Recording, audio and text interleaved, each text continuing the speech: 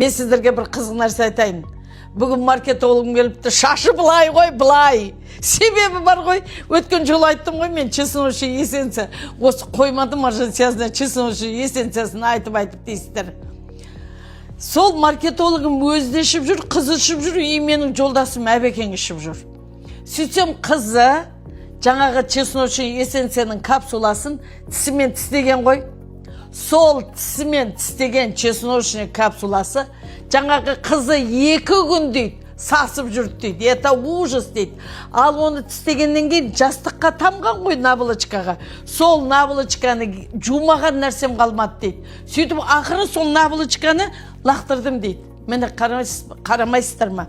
Сол мен маркетологым айттым, сіздер ойнаған екенсіздер, біздің Қытай традициялық медицинасы. Ол настоящий чесноктың сыңдысы. Ол действительно керемет, потому что оның до такой степени қасиеті кереметтілігі соншалықты иммунный системаны дұрыстайды, ағзаны дұрыстайды, печень, почки и плюс опухолевидное образованиемен жұмыс істейді ғой. Денедегі паразиттерді шығарады. Сіздер білесіздер ғой чесноктың не екенін, а оның ішінде қаншама процент чесноктың сыңдысы. Поэтому алып ішіңіздер.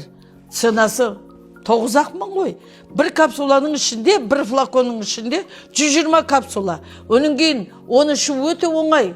Балалар суда болса ішеді. Капсуласы бар сыртында, а ішінде сұйықтық. Балалар бір капсуладан 2 рет ішеді, ал үлкен кісілер 2-3 капсуладан 2 рет ішеді. Сразу тамақтан кейін. Келіңіздер, алыңыздар, емделіңіздер.